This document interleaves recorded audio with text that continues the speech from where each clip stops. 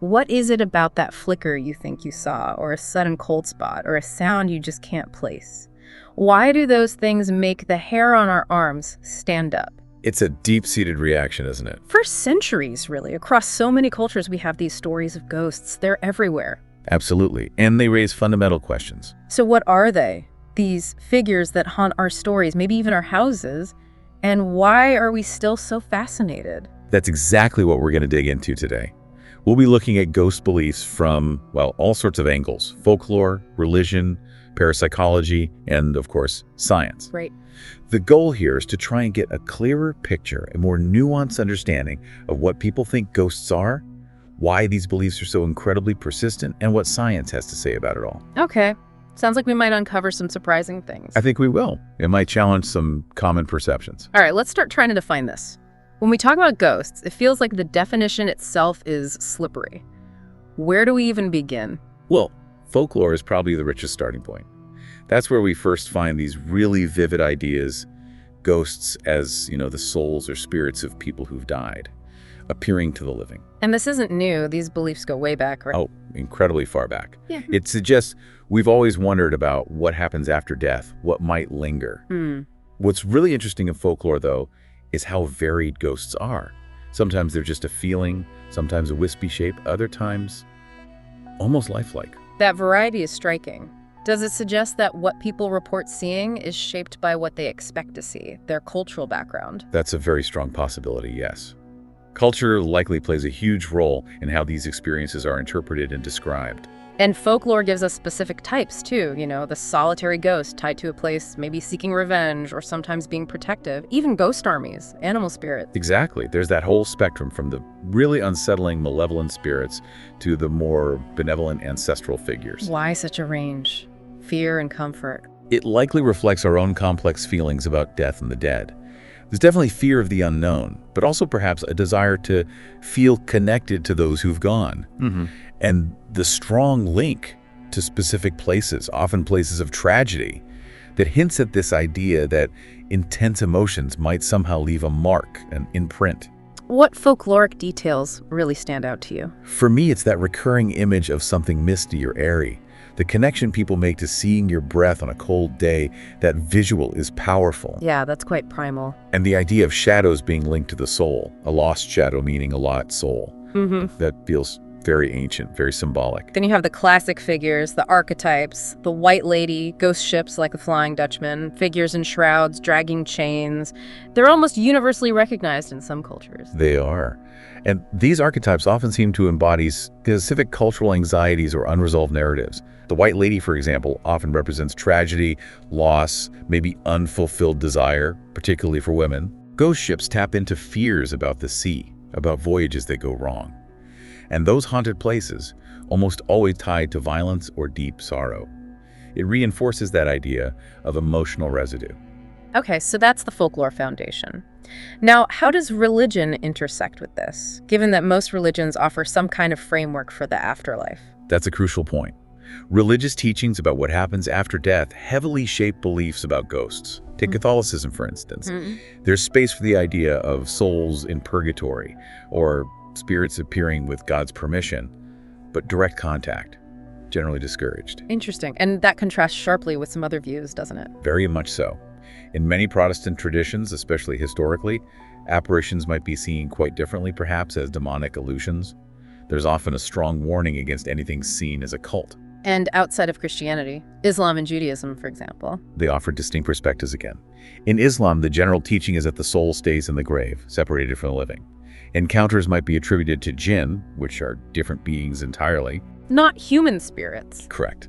And Judaism has complex ideas about the spirit after death, but like Catholicism, generally discourages trying to contact the dead. It raises an interesting point. Which is? How these faiths provide comfort about death, yet often draw a firm line against interacting with the deceased. That boundary seems important. Yeah, maintaining that separation. What about Eastern traditions or even older belief systems? In Buddhism and Hinduism, ghosts or similar entities exist. They're often linked to karma or improper death rites, but perhaps aren't as central as in some folklore. But look at ancient Mesopotamia. They believed in spirits called Giddim or Imu. You needed to provide offerings to keep them peaceful, which is clearly ancestor veneration. So that connection to ancestors is key. Absolutely. Okay. Across traditional African cultures, East Asian cultures, ancestor worship is fundamental, appeasing spirits, seeking their guidance.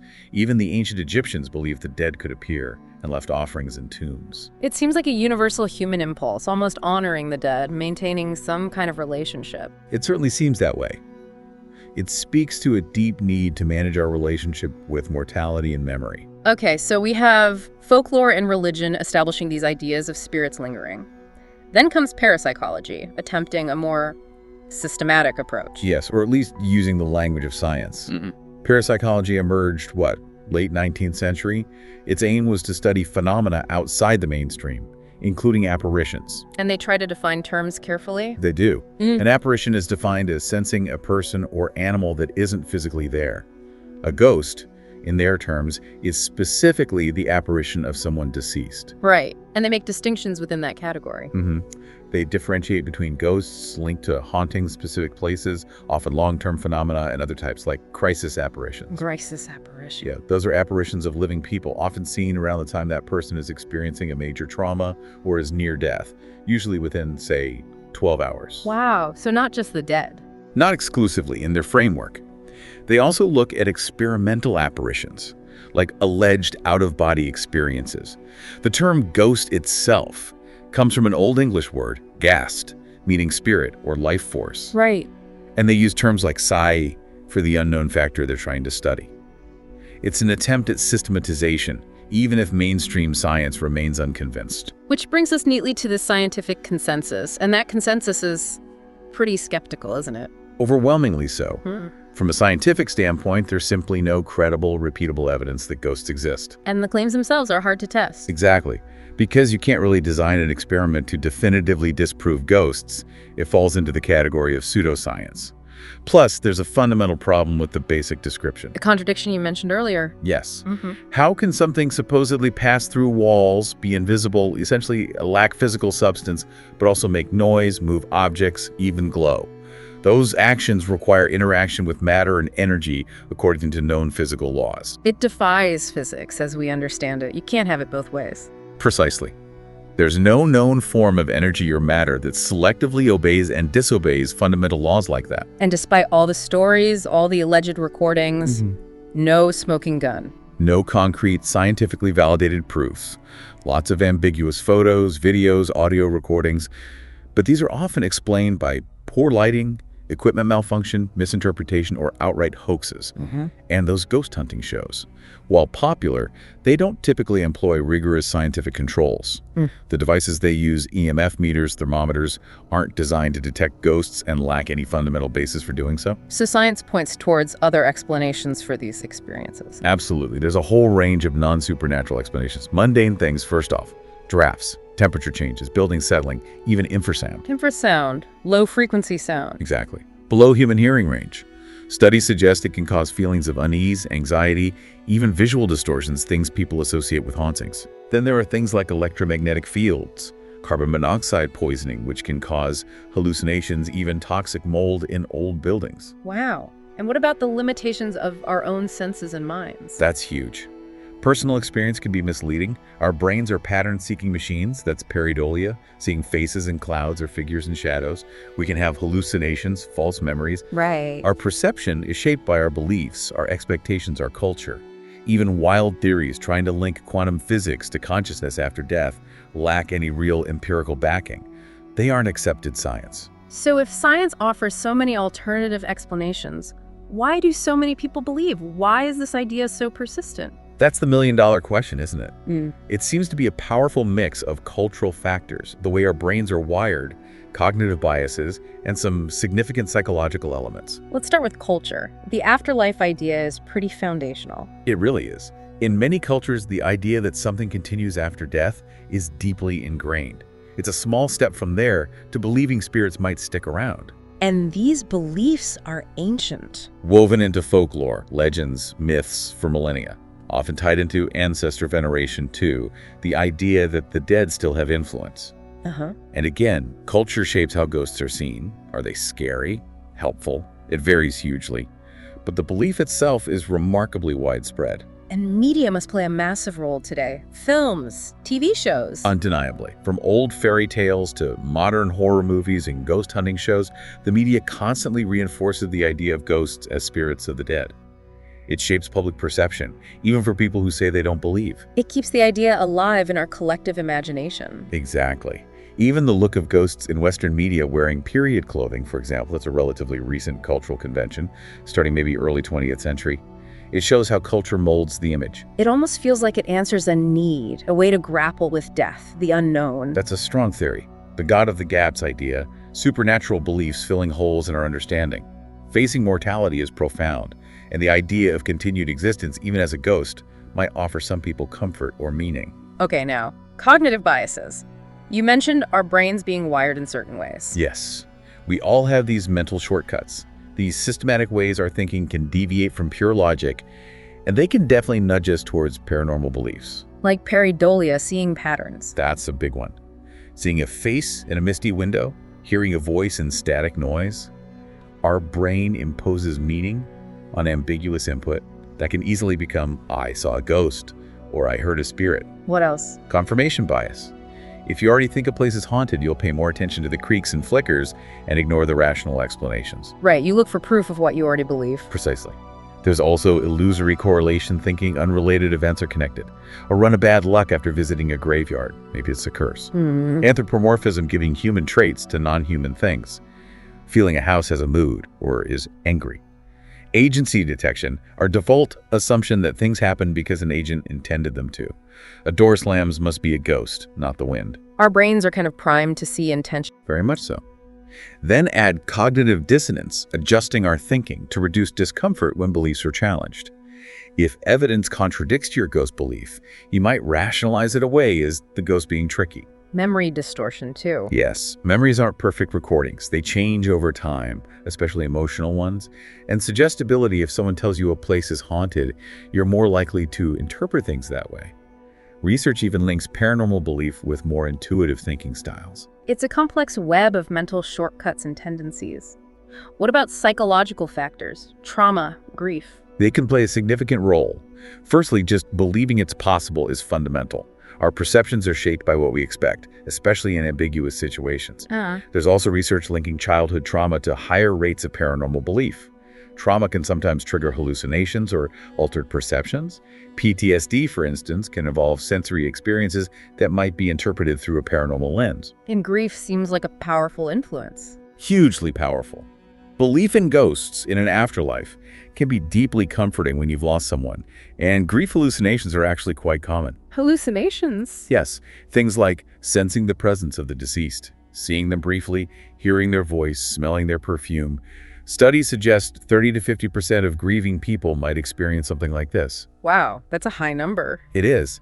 And it's generally considered a normal part of grieving, though people might be reluctant to talk about it.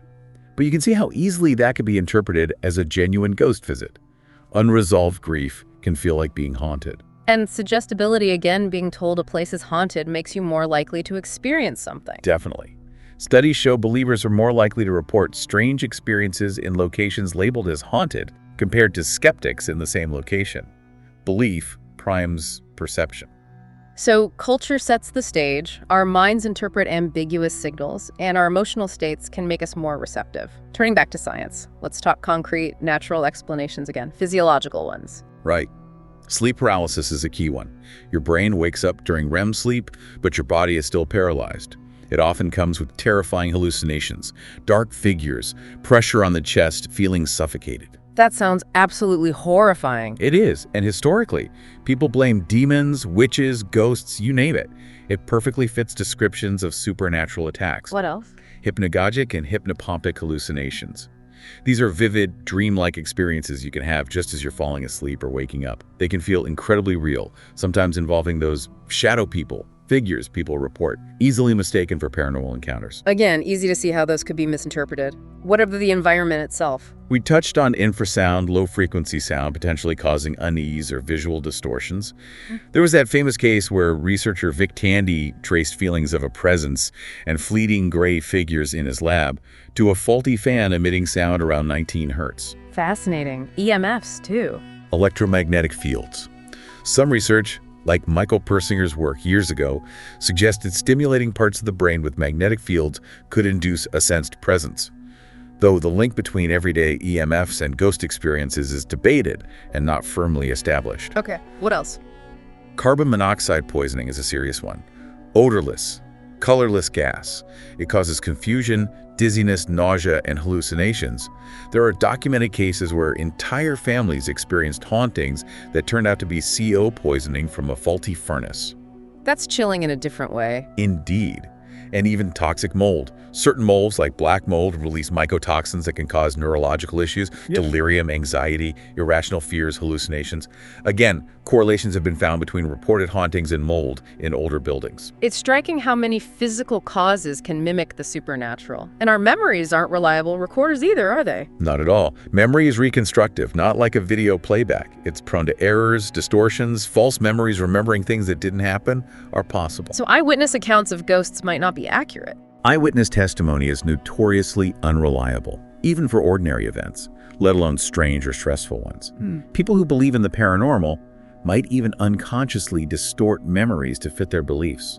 And suggestion can create false memories. Absolutely. Leading questions, misinformation after an event, they can implant false details. And again, pareidolia, our brain finding patterns, means we might misinterpret perfectly normal sights and sounds, especially if we're stressed or emotional, which can also impair accurate perception. Plus, memories just naturally decay over time. So, lots of natural explanations, but people still investigate ghost hunting. Let's talk about parapsychology and ghost hunting methods. What tools do they typically use? Well, you often see EMF meters. Yeah. The idea is that spirits might give off or interact with electromagnetic fields. Okay. Thermal cameras or thermometers, looking for those sudden cold spots supposedly caused by a spirit drawing energy. Right. EVP recorders, electronic voice phenomena, trying to capture voices or sounds on audio recordings that weren't heard at the time. Spirit boxes or ghost boxes, devices that rapidly scan radio frequencies, creating white noise. The theory is spirits can manipulate this noise to form words. That sounds speculative. It is, from a scientific view. Then there are more traditional methods: interviews, historical research, sometimes dowsing rods or Ouija boards, and often psychics or mediums are involved. But what's the skeptical take on this equipment and these methods? From a scientific perspective, there are major issues. Ghost hunting often lacks basic scientific rigor control groups, repeatable experiments, falsifiable hypotheses. So the tools themselves. EMF meters detect stray electricity, power lines, appliances. There's no proven link to spirits, and false positives are easy. Thermal cameras show temperature changes, drafts, insulation problems, lots of natural causes, not ghosts directly. And EVPs, the voices. Often dismissed as auditory pareidolia, our brain finding meaningful sounds in random noise, or just stray radio signals, background sounds misinterpreted. They haven't been scientifically replicated under controlled conditions. Spirit boxes. Similar issue. You're getting random snippets of radio broadcasts. It's highly likely that people are just hearing random sounds and perceiving patterns pareidolia again. There's zero scientific evidence spirits can manipulate radio waves like that. What about cold spots or orbs in photos? Cold spots have natural explanations, like airflow. Orbs are almost always dust, insects, or moisture reflecting the camera flash close to the lens. Very mundane. So the skeptical view emphasizes the need for actual scientific method. Exactly. Testable ideas, controls, results you can get again and again. Ghost hunting typically doesn't meet those standards. Sometimes investigators invoke a shyness effect, spirits avoiding detection. But that's an untestable excuse, what philosophers call special pleading. It really underscores the gap between anecdote and scientific proof. Now, beliefs about ghosts vary so much globally. Can we touch on some different cultural perspectives? Absolutely. History and culture add so much depth. Right. Look at Japan. You have yurei, spirits kept from a peaceful afterlife, often depicted in specific ways like having no feet. And the Obon festival is all about honoring ancestors so they don't become restless spirits. Then Mexico, with Dia de Muertos, Day of the Dead, it's this vibrant blend of indigenous beliefs and Catholicism, celebrating not just mourning the deceased. Think of ofrendas, marigolds, and famous legends like La Llorona. A very different feel. Very. Or ancient Rome, they had manes, benevolent ancestors, but also lemurs, potentially harmful spirits, especially if burial rites weren't proper. They had festivals like Lemuria to appease them. And Victorian England had a huge surge of interest, right? Spiritualism. Massive surge. Yeah. Seances, mediums communicating with the dead. Right. It became incredibly popular, maybe partly as a response to high mortality rates. But even then, alongside the believers, there are active debunkers and skeptics. It shows how these beliefs ebb and flow and adapt to different cultural contexts. Precisely. Whether it's Japanese yurei, Mexican traditions, Roman spirits, or Victorian seances, the core idea of interaction with the dead persists. But the expression is deeply cultural. And those rituals like Dia de los Muertos and Oban, or ancestor veneration more broadly, they seem crucial. They are. These practices, cleaning graves, leaving offerings, holding feasts like the Chinese Ghost Festival, are about maintaining connection, showing respect, ensuring the dead are peaceful, and perhaps even protective. It's often less about fear and more about community and continuity. Okay, we've covered a lot of ground: folklore, religion, science, culture. Are there any other, maybe more out there theories people propose, speculative ideas? There are a few that push beyond conventional science. One is the residual energy theory, sometimes called the stone tape theory. The idea that emotions imprint on a place. Sort of. The idea is that strong emotions or traumatic events leave an energetic imprint that replays like a recording. This would explain apparitions that don't seem aware or interactive, just repeating actions. Interesting. What else? Some speculate about interdimensional beings, that ghosts aren't human spirits, but entities from parallel realities bleeding through occasionally. Explains why they might seem fleeting or defy physics. That's definitely speculative. Highly. Then there's quantum consciousness. The idea that consciousness itself is a quantum effect in the brain, and maybe that quantum information persists after death. Ghosts as disembodied consciousness or information. So very theoretical. Very. And even more fringe is suggesting dark matter could be a medium for spirits. It's invisible, interacts with gravity.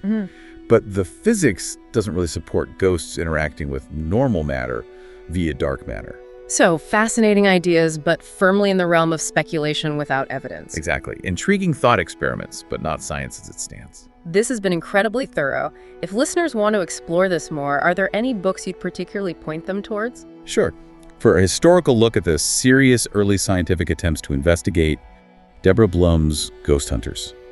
William James and the Search for Scientific Proof of Life After Death is excellent. It really captures that era and the people involved. William James, the psychologist. That's the one. It's a great blend of history and the challenges of studying these phenomena. Okay. And for a more contemporary, skeptical view?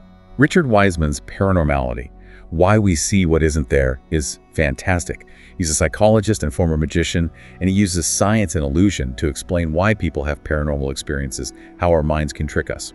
Really insightful about perception and belief. Great suggestions. And listeners can find details in the description if they want to check those out. Definitely worth a read for anyone interested. So, wrapping this up, we've seen ghosts defined through folklore, religion, parapsychology. We've explored the powerful cultural, cognitive, and psychological reasons why belief is so common. And we've looked at the scientific perspective, which offers natural explanations for many reported phenomena, but finds no proof of ghosts themselves. It's a topic where belief, experience, and science often collide, isn't it? It really is. And even with all the scientific explanations, the mystery, the fascination, it endures. It absolutely does.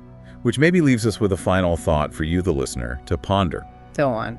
Given everything we've discussed, the power of our minds, the influence of culture, the search for meaning in the face of death, what does the sheer persistence of ghost stories truly tell us about ourselves? About our deepest hopes, our anxieties, and our relationship with the unknown?